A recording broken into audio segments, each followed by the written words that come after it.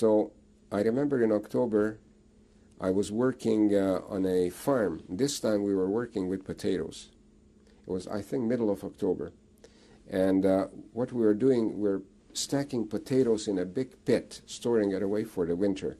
It was a big farm, and we were taking these potatoes on wheelbarrows, and I was able to snatch a potato every now and then and just eat it raw like that. If they caught you eating a potato, you could be shot on the spot because it was called sabotage. So you had to be very careful what you were doing. We carted this with wheelbarrows into this pit, and once the pit was full, it was covered with a lot of straw, and then dirt was put on top so it will not freeze during the winter. And this was in an afternoon, and we heard a siren from Birkenau. This was outside Birkenau, about 2 kilometers from Birkenau. And we heard a siren from Birkenau, and usually the sound of a siren meant that there was an escape. One siren, one blow of the siren, and that meant to warn the guards on the towers all around, you know, the three. It was called the Postenkette, the post chain. Kette is a chain and post is the tower. There were 3 Postenkette to warn them to be on their toes because there is an escape. And all of a sudden we could hear shooting and yelling and dogs barking, you know, and this sound was coming closer to where we were working.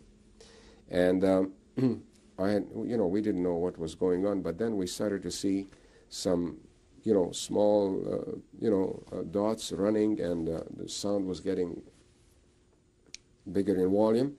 And this Sergeant Kunz, we were about 150 or so people in this group, and he ordered us immediately to lay down on the ground, face down. We had about 30 guards with us, approximately, with submachine guns or regular guns and dogs. And he left 2 guards guarding us, and he told them that if anybody lifts their head to shoot him immediately. And he took the rest of the guards with him. There was, not far from us, there was a pasture, and there were horses in this pasture. It was, there was a fence around it, sort of a wire fence, and bushes all around. And he took all these guards and he put them in a blocking position because we could see which direction these prisoners were running. And he put them right in front of this pasture.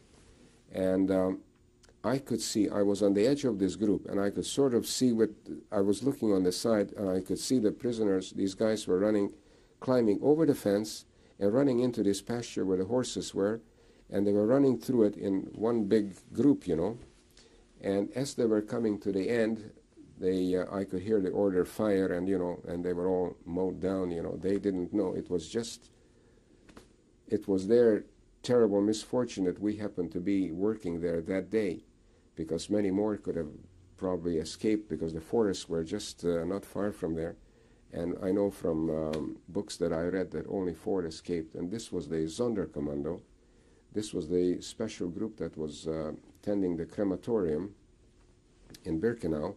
They blew up the crematorium when they were going to be killed themselves, because usually the Sonderkommando was destroyed every 90 days, and they knew that their time was up, and they had some kind of Molotov cocktails, and they had some explosive devices that they built. And when the SS unit came in to the crematorium, they started a fight. They threw Molotov cocktails at them, and they broke through the gates, and they were running away. Unfortunately, only 4 escaped. So we were right away assembled, and we were marched back to Auschwitz.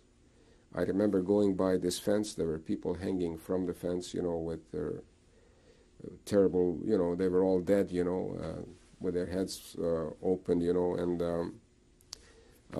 terrible wounds. And we were marched back to Auschwitz, and at that time we were standing on appel on counting all night, because they could not account for all the missing bodies, you see.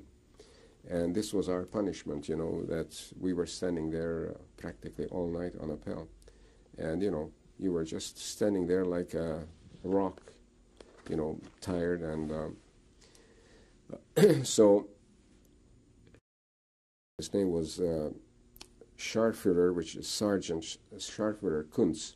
He was an Austrian. This man was about 6'4", a very skinny type of a guy. He had his pistol was always hanging down from his belt,